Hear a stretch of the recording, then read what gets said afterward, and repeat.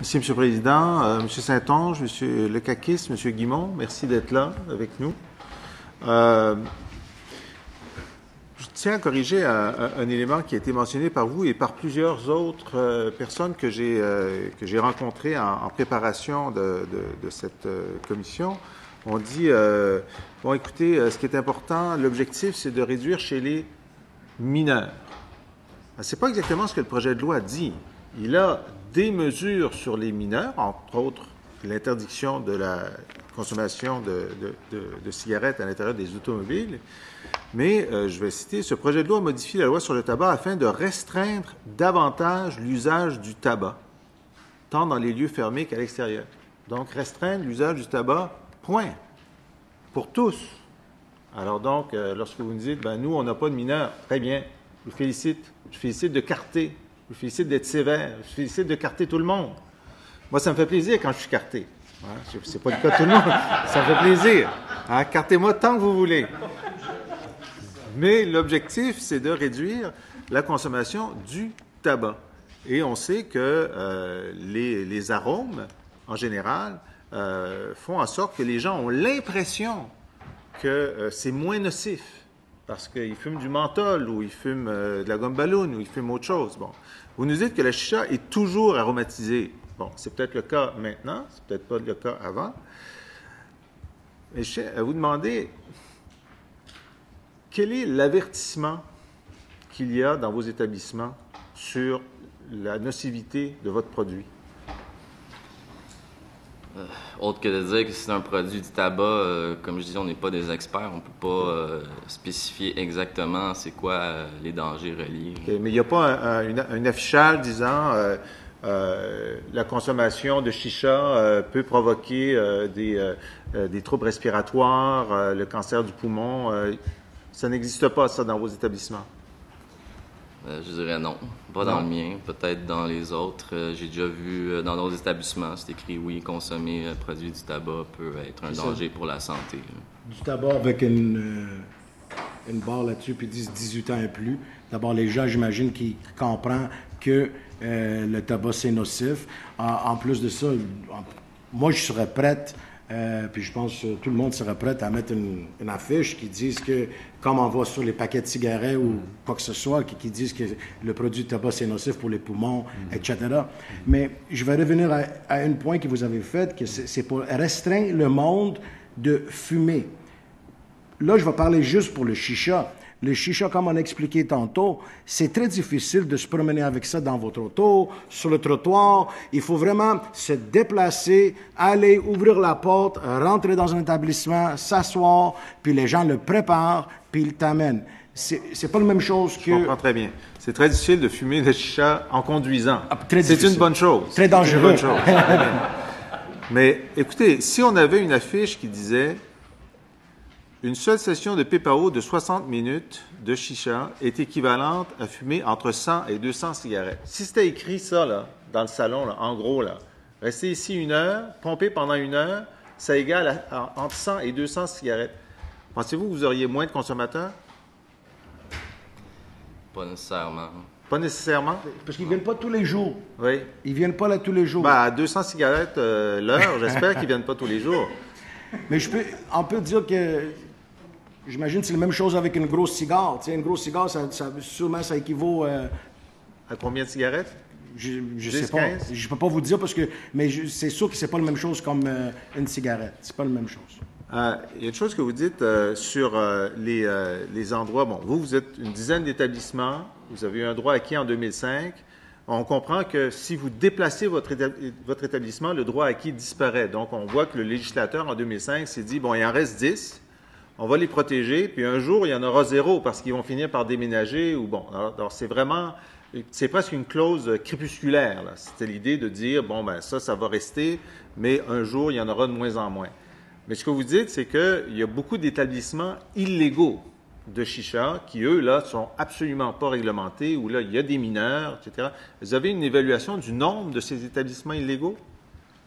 Moi, j'en ai parlé parce que quand on a formé l'association, j'allais à toutes les places pour avoir les signatures puis en parler, qu'est-ce qu'on va faire le 18 août. Puis il y en a deux. Une qui m'a dit, il y a une cinquantaine, Montréal-Laval, puis l'autre m'a dit 75. Moi, j'habite à Laval, puis je peux vous dire 10 à 15 que je sais qu'il y en a 10 qui c'est vraiment des salons de chicha, puis il y a un autre 5-6 que c'est des restaurants qui, après avoir mangé, ils t'amènent le chicha. J'étais en face de Collège Montmorency, le cégep, puis il y a un nouveau centre d'achat là, puis je me promenais, puis j'ai vu ça, puis c'était juste un petit restaurant, mais le monsieur était assis à côté de la porte, puis à côté de la porte, la vitrine, puis j'ai vu qu'il fumait le chicha, puis je dis, tu sais, c'est ça. Et ça, normalement, c'est illégal. C'est illégal, absolument. OK. On n'a même pas le droit de servir de nourriture avec la chicha. Donc, aussitôt qu'on mélange les deux ensemble, c'est sûr que ça ne respecte pas les règlements. OK. Donc, 10, 50, 60, 75 établissements illégaux, c'est un vrai problème. En fait, ce problème-là est plus important que le vôtre si notre objectif est de réduire la consommation de tabac, y compris via le chicha. Est-ce que vous avez la capacité de déposer des plaintes? Est-ce que vous êtes au courant? Oui, alors parlez-moi de ça un peu. Bien, en fait, il y a un numéro de téléphone pour le service de lutte contre le tabagisme. Et juste là. Puis ça, personnellement, moi, j'ai souvent appelé. Je sais que plus haut, sur ma rue, je suis sur Saint-Denis à Montréal. Je sais que plus haut, il y a un établissement qui est ouvert il y a peut-être 2-3 ans de ça. J'appelle à peu près 3-4 fois par année pour juste déposer une plainte. Je donne l'adresse, l'endroit. Je dis, ben écoutez, à ma connaissance, il ne fait pas partie de la liste de salons de cigares qui sont reconnus, spécialisés en chicha. Puis, Il se je passe sais rien. pas ce qui se passe parce que ça fait 3 ans de ça, puis il est toujours ouvert. OK. Donc, Je vous avez... Oui, je vous? peux ajouter là-dessus qu'il y a un salon à Laval, que je sais la date, c'est ouvert depuis 2007. Puis ma nièce, quand j'ai acheté mon salon de chicha, elle avait 17 ans. Puis elle dit, mon oncle, je vais venir à votre établissement. Je connais son âge, c'est ma nièce. J'ai dit, mais t'as pas 18 ans? Elle dit, ça m'empêche pas de fumer. Elle m'a nommé, je ne nomme pas la place, mais elle m'a nommé la place à Laval, où elle dit que où elle puis toutes ses amies s'en vont là. D'abord, moi, j'avais une question à poser. D'abord, j'ai appelé ce numéro, puis en même temps, j'ai profité en parler avec le monsieur qui a répondu le téléphone.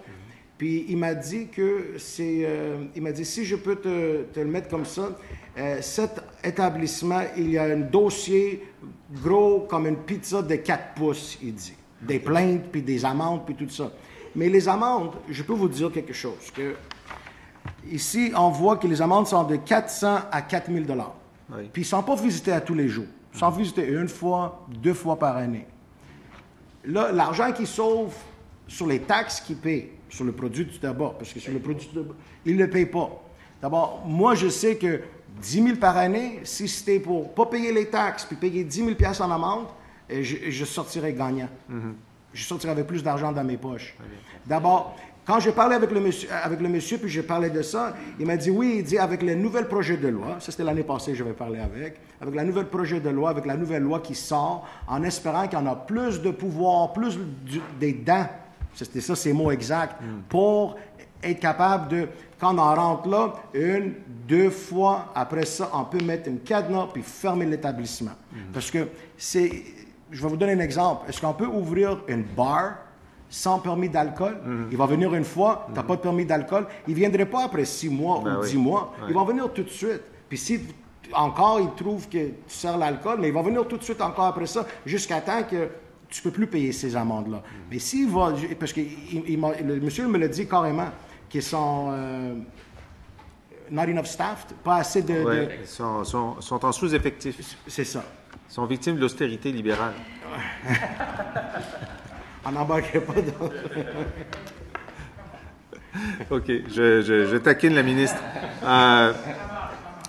Écoutez, je pense que là, vous soulevez un argument essentiel. Vous soulevez un argument essentiel qu'effectivement, nous, on est au courant que autour de cégep en particulier, des jeunes vont consommer la chicha avec l'impression que, puis effectivement, vous le dites dans c'est convivial, on est assis autour, on discute, c'est relaxant, c'est aromatisé.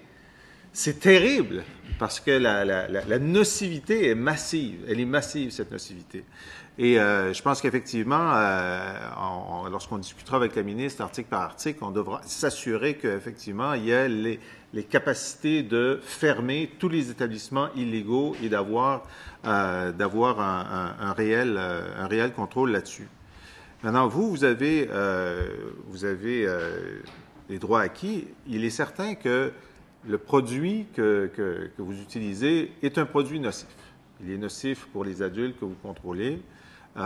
Et si notre objectif global, c'est de réduire la consommation de tabac, y compris chez les adultes globalement, il serait possible qu'on décide d'utiliser une clause crépusculaire aussi, plus rapide, disant, bon, vous êtes une dizaine d'établissements, dans un certain nombre d'années, on va vous demander de vous reconvertir. Vous parlez des bails commerciaux de 5 ans, etc. Est-ce que ça, évidemment, je vais vous poser la question, vous allez dire, bien, on aimerait mieux pouvoir continuer longuement, mais si on était en situation de décider de donner une période de grâce aux 10 établissements, de quelle longueur cette période serait-elle raisonnable selon vous? Aucune. Aucune? Mais personnellement, je viens d'acheter le bâtisse, les condos commerciaux, ça fait 1 an à peine. J'ai encore 24 ans d'hypothèque à payer. Puis après avoir le payé, qu'est-ce que je fais? Qu'est-ce que je fais? Comme j'explique, le centre commercial, c'est 50% vide. Puis le chiffre exact, c'est 50% vide. On avait une rencontre avec l'association des condos, puis justement, 50% pile, c'est vide. Qu'est-ce que je fais après? Ça se loue pas. Oui. Vous êtes des commerçants. Hein? Vous passez à l'immeuble, vous passez au pub irlandais. Moi, mon père était entrepreneur. Il passait d'un commerce à l'autre. C'est très malléable être entrepreneur. On peut avoir d'autres marchés. Et qui sait si on va se retrouver ici dans quelques temps pour légaliser la vente contrôlée de la marijuana. Alors ça va être un bon marché. Alors d'ici 24 ans, peut-être que vous allez pouvoir vous reconvertir. Vous voyez, je donne des solutions aux autres, des bonbons au menthol, ici, la commercialisation de la marijuana. Mais le fait est que on est sensible à vos arguments et au fait qu'en 2005, vous avez eu des droits acquis, mais nous sommes convaincus de l'immense nocivité de la chicha. On est convaincus aussi que vous avez raison de dire que les établissements illégaux sont un problème plus grave que le vôtre. On veut embrasser l'ensemble du sujet. Et donc, je vais vous laisser là-dessus en disant qu'on est sensible à vos arguments, mais que dans un monde idéal où on voudrait se diriger vers une consommation zéro de tabac, c'est évidemment zéro pour l'ensemble des produits du tabac.